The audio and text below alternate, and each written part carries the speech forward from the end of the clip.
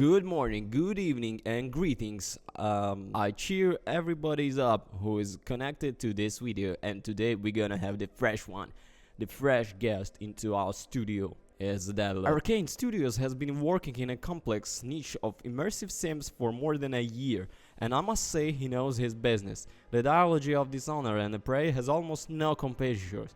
More precisely, it did not exist before the Deathloop.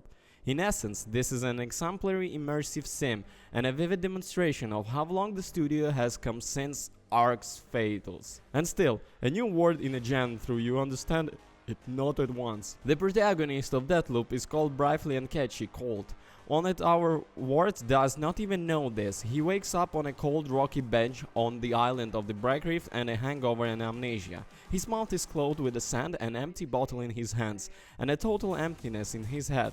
However, not for long, the script quickly and decisively goes to the point.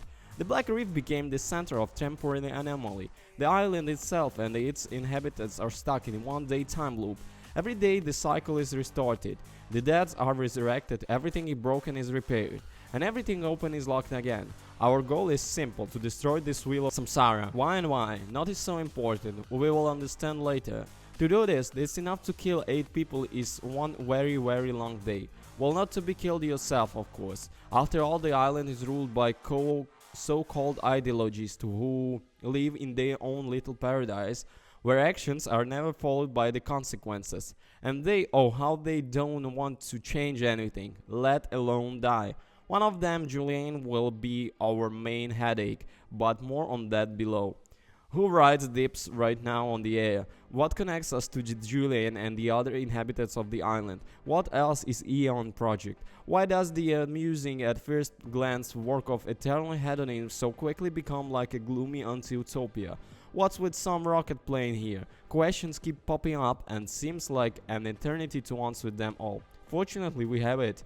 There are enough guns here, pistols and revolvers, submachine guns, shotguns, sniper rifle, kind of machine guns, everything that is fashionable is of different rarity. White and blue, things are not remarkable. Purple has a passive feature and gold another. However, you can just get gold. The numbers of cells for the keychains while make the guns stepper depends on the color, but I'm paid almost no attention to them. When you kill an ideologue or research a location for a long time, you collect about 10 keychains, and each time I flip through the list and found nothing interesting in it. Bonuses are either boring or seem completely unnecessary. Bullets pierce through the enemies. I don't remember that it was very useful. Accumulation of shots at randomly noticeable increases. Yes, it seems to be so decent. When hit, enemies not only take damage but also lose energy, and they have energy. You aim even faster, no claims to standard speed. There are good keychains, like those that increase the clip of increase the rate of fire, but you can live without them. There are also keychains of the character, all not very interesting but a little more useful. They will increase both maximum health and increase the rate of energy recovery it's wasted when using abilities. At the same time, it's full of rubbish. Why do you do more damage when do you have little health if you are unlikely to survive? As a result, keychains become a source of residue, a currency through which you can keep any found items forever. I like the gun, put the residual in it and use it all races. The same goes for the keychains and proposed build abilities. That's why that loop shouldn't be called a bagel. It's an F Hades, you can immortalize you imbo build, saving all the gifts and the golds for later passages. You get the residual by destroying the rubbish. You can collect it at any locations, looking for shiny object plus ideologies left behind thousands of units of currency.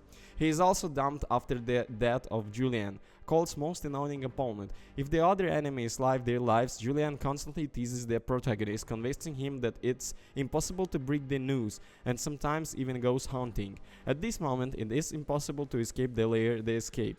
The exits are blocked, so you need to first find the Aneta and hack it. After that, you can run away and meet Julianne face to face. She has only 1 life, Colt has 3, but she has more health.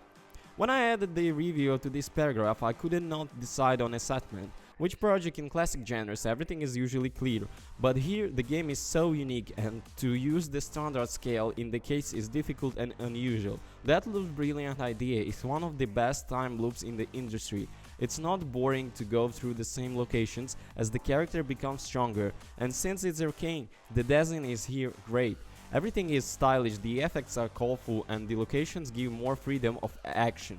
Any task can be performed in different ways. While the English voice acting is quite chic, the localizations is also good, but in the original the actors for the Colt and Julian are amazingly selected.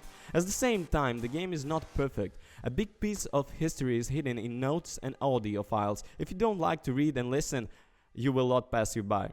The ending turned out crumpled. It seems that everything is logical, but it's done as if everything was collected and the last moment. Some of the gameplay elements are not very necessary. The same keychains change the game so insignificantly that without them it would not be worse. But Deathloop is great, original and pleasant. You spend the time in with the great pleasure, waiting to return after the titles and finally clean everything up. Thank you for watching. Don't forget to comment and subscribe. Peace.